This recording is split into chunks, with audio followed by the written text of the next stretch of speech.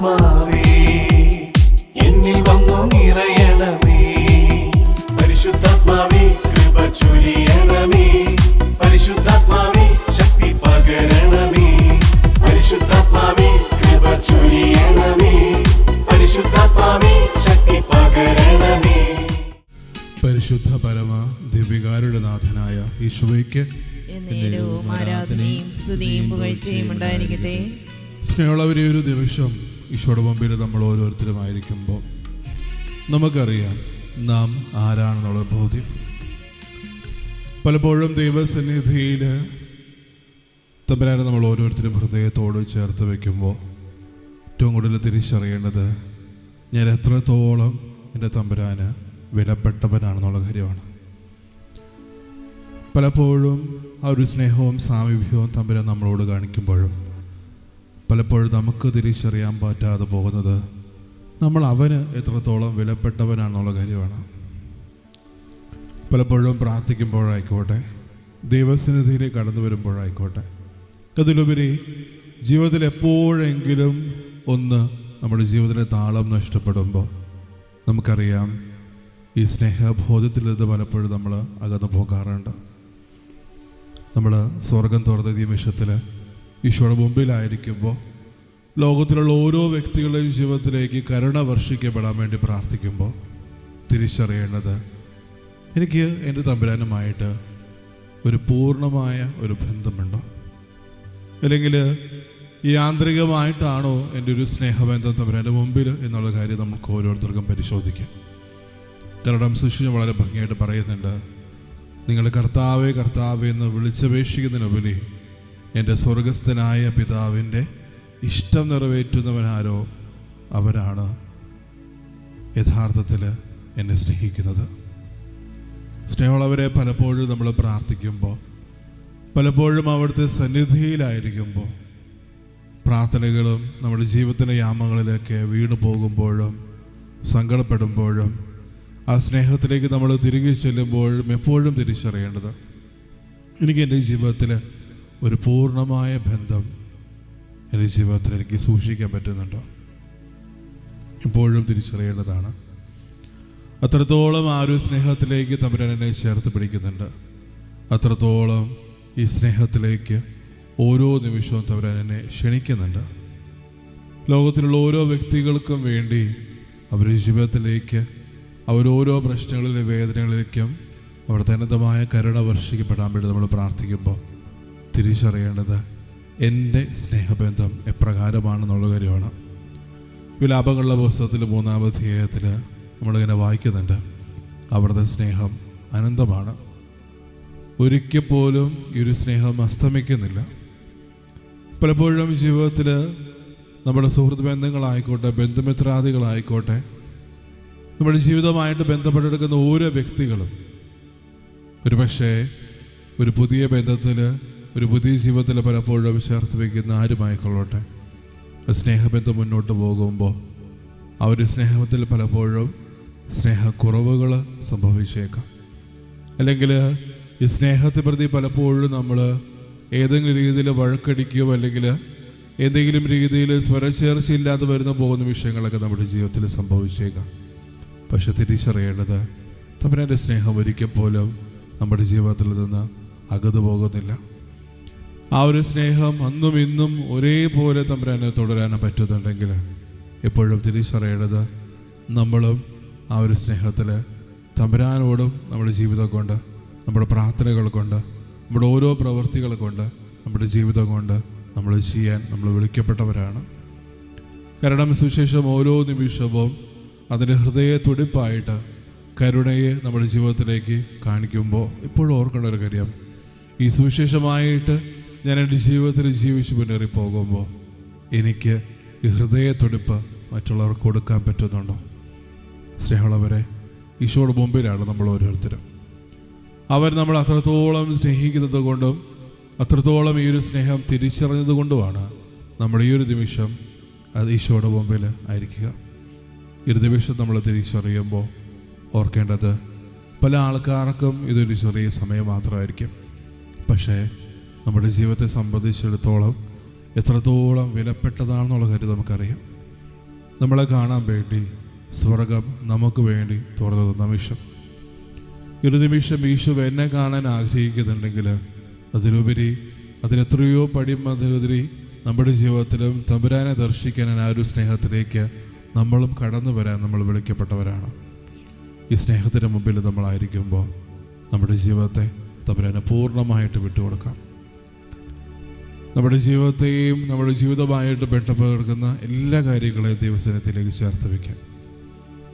കാരണം പലപ്പോഴും ഈ സ്നേഹം നമ്മുടെ ജീവിതത്തിൽ നമ്മുടെ ഒരു നിമിഷം കടന്നു വരുമ്പോൾ, ഒന്ന് വെല്ലുവിളിക്കപ്പെടുമ്പോൾ, പലപ്പോഴും നമ്മുടെ യാമങ്ങളിൽ പല ആൾക്കാരും പരാതിയോടും പരിഭവത്തോടും കൂടി ഈ സ്നേഹത്തെ ചോദ്യം ചെയ്യുമ്പോൾ പലപ്പോഴും അവരുടെ പക്ഷം ചേർന്ന് നമ്മളും പലപ്പോഴും മുന്നോട്ട് പോകാറില്ലേ? സ്നേഹമുള്ളവരെ, ഒരു നിമിഷം ഈശോയുടെ മുമ്പിലായിരിക്കുമ്പോൾ നമ്മൾ തന്നെ ഈശോയ്ക്ക് വിട്ടുകൊടുക്കാം പൂർണ്ണമായിട്ട്. അവിടുത്തെ രക്തത്താൽ നമ്മൾ ഓരോരുത്തരും കഴുകി വിശുദ്ധീകരിക്കപ്പെടുന്നതിനപ്പുറത്തോട്ട് എൻ്റെ ജീവിതവും എൻ്റെ സർവവും തമ്പുരാൻ തന്നതാണെന്നുള്ള ബോധ്യത്തിൽ ആ ഒരു കൃതജ്ഞതയോടുകൂടി ദൈവസന്നിധിയിലായിരിക്കുമ്പോൾ നമ്മളെ തന്നെ തമ്പുരാന് നമുക്ക് വിട്ടുകൊടുക്കാം. ഈ സ്നേഹത്തിൽ തമ്പുരാൻ ഓരോ നിമിഷവും എന്നെ ചേർത്ത് പിടിക്കുന്നതിന് ഓർത്ത് നന്ദിയുള്ളവരായിട്ട് നമുക്ക് ഓരോരുത്തർക്കും മാറാം. കാരണം ഒരിക്കൽ പോലും ഈ സ്നേഹം നമ്മളെ പിന്തിരിയുകയോ വേദനിപ്പിക്കുകയോ സങ്കടപ്പെടുത്തുകയോ ഒന്നും ചെയ്യുന്നില്ല. പൗലോസിലെ കൊറിന്തോസിലെ സഭയിൽ ഇതേ അവസ്ഥയിൽ പലപ്പോഴും ദൈവത്തെ സ്നേഹിക്കണമെന്നുള്ളൊരു പ്രമാണം അവർക്ക് കൊടുക്കുമ്പോഴും അവരുടെ ജീവിതത്തിൽ എല്ലാറ്റിനും ഉപരിയായിട്ട് ദൈവത്തെ സ്നേഹിക്കണമെന്ന് പറഞ്ഞു കൊടുക്കുമ്പോഴും ആ ഒരു മനുഷ്യർ ദൈവസ്നേഹം തിരിച്ചറിഞ്ഞ് ആ സ്നേഹത്തിലേക്ക് തിരികെ കടന്നു വന്ന് കുറേ നാളുകൾക്ക് ശേഷം ഈ സ്നേഹത്തിൽ നിന്ന് മാറിപ്പോകുമ്പോൾ അവർക്ക് എഴുതിയതാണ് പൗലോസ്ലീഹ റോമാക്കാർക്ക് എഴുതിയ ലേഖനത്തിൽ ആ ഒരു സ്നേഹസങ്കീർത്തനം വളരെ ഭംഗിയായിട്ട് അവർ കൊടുക്കുന്നത്. അവർ ജീവിതത്തിൽ പലപ്പോഴും ലാഭം മാത്രം നോക്കി അവർ ജീവിച്ചു പോകുമ്പോൾ, ഒരു കച്ചവട നഗരമായ കൊറിന്തോസിൽ അവർ ജീവിതത്തിൽ പലപ്പോഴും അവർ നേടുന്ന എല്ലാ കാര്യങ്ങളും ലാഭമായിട്ടും കച്ചവടമാക്കിയിട്ടും അവർ തൊഴിലും ചെയ്യുമ്പോൾ പൗലോസ്ലീഹ അവരെ തിരുത്തുന്നുണ്ട്. അത് ദൈവത്തിൽ അവരുടെ സ്നേഹക്കുറവിനെയാണ്. കാരണം ആദ്യ ജീവിതത്തിൽ അല്ലെങ്കിൽ ആദ്യ പ്രണയം എന്നോണം ദൈവത്തെ ഹൃദയത്തിലേക്ക് സ്വീകരിക്കുമ്പോഴും ആ ഒരു സ്നേഹത്തിൽ ജീവിച്ച് മുന്നോട്ട് പോകുമ്പോഴും പലപ്പോഴും അവർ സ്നേഹക്കുറവുകൾ കാണിക്കുന്നുണ്ട്. ദൈവത്തോടാണ്. സ്നേഹമുള്ളവരെ, അന്ന് ഒരു സ്നേഹസങ്കീർത്തന പൗലോസ്ലീഹ കൊറിന്തോസിലെ സഭയ്ക്ക് കൊടുക്കുമ്പോൾ ഇന്നും നമ്മുടെ ജീവിത യാമങ്ങളിൽ ഏറ്റവും കൂടുതൽ ചേർത്ത് വെക്കേണ്ടത് തന്നെയാണ്. സ്നേഹമില്ലെങ്കിൽ, ദൈവമില്ലെങ്കിൽ നമ്മളൊന്നുമല്ല എന്ന ബോധ്യം. നമ്മൾ ജീവിതത്തിൽ എന്തൊക്കെ നേടാനൊക്കെ നമുക്ക് പറ്റിയിട്ടുണ്ടാകും.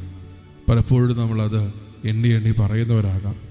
പക്ഷേ ജീവിതത്തിൻ്റെ യാമങ്ങളിലോ അല്ലെങ്കിൽ നമ്മുടെ ജീവിതത്തിൻ്റെ പലപ്പോഴും നമ്മൾ ഓർക്കേണ്ട ഒരു കാര്യം, ഈ അനുഗ്രഹങ്ങളൊക്കെ നമ്മൾ എണ്ണി പറഞ്ഞാലും നമ്മുടെ ജീവിതത്തിൽ നമ്മുടെ പ്രവൃത്തി കൊണ്ടും കഴിവ് കൊണ്ടൊക്കെ നമ്മൾ പറഞ്ഞ് അതിന് അവകാശം എന്നോട് നമ്മൾ പലപ്പോഴും ഒന്നും പറയുന്ന പല കാര്യങ്ങളും എപ്പോഴും ഓർക്കേണ്ട ഒരു കാര്യം, സ്നേഹമില്ലെങ്കിൽ നമ്മളൊന്നുമല്ല എന്നുള്ള കാര്യം എപ്പോഴും ഓർക്കണം. കാരണം കൊറിന്തോസിലെ ആ ഒരു സഭ ഒന്നുമില്ലായ്മയിൽ നിന്ന് കച്ചവട നഗരമായിട്ട് ദൈവത്തെ പ്രകീർത്തിച്ച് അവർ കടന്നു വരുമ്പോൾ അവരെ യാമങ്ങളിലും പലപ്പോഴും അവർ തിരിച്ചറിഞ്ഞത് അവർ എന്തൊക്കെയോ നേടി എന്നതാണ്. ഇന്നത്തെ സുവിശേഷം, ഇന്നലെ നമ്മൾ വായിച്ചു കേട്ട സുവിശേഷത്തിലെ വായിച്ചു കേൾക്കുന്നൊരു ഭാഗം ഇങ്ങനെയാണ്. അവർ ജീവിതത്തിലും പല കാര്യങ്ങളും അവർ നേടി എന്ന് പറഞ്ഞൊരു ബോധത്തിലാണ് അവർ പലപ്പോഴും ദൈവത്തിൽ ആശ്രയിക്കാതെ മാറിപ്പോകുന്നത്.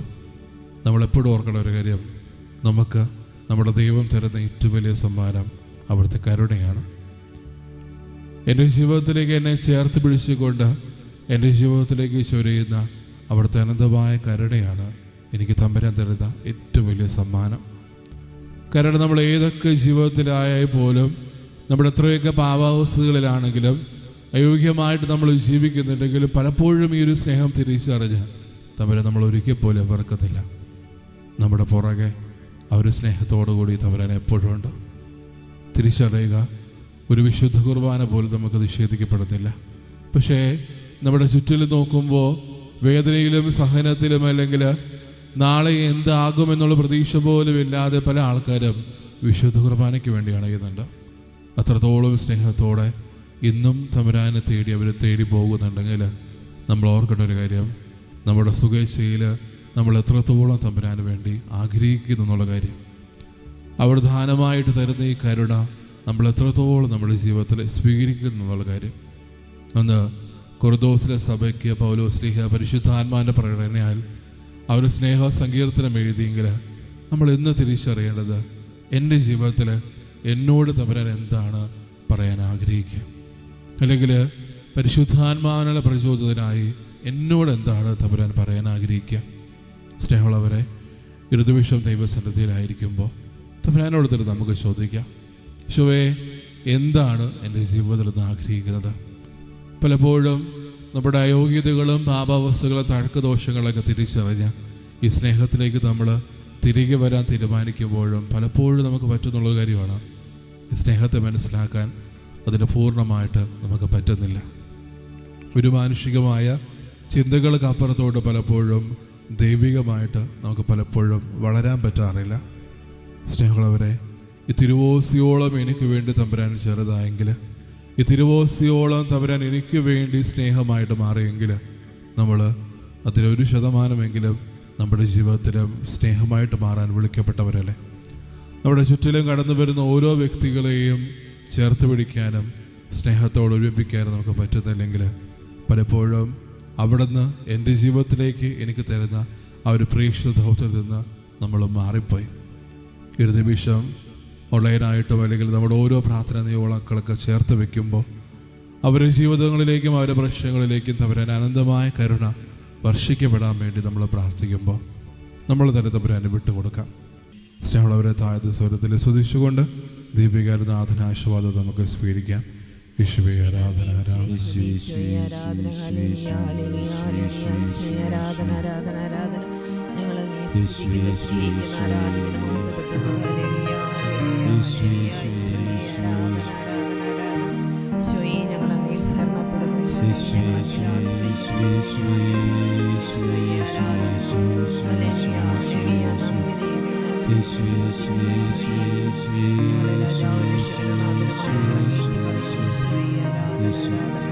പരിശുദ്ധ പരമമാം ദിവ്യകാരുണ്യമേ, എന്നുമെന്നും അങ്ങേക്കാരാധന, എന്നുമെന്നും അങ്ങേക്കാരാധന, എന്നുമെന്നും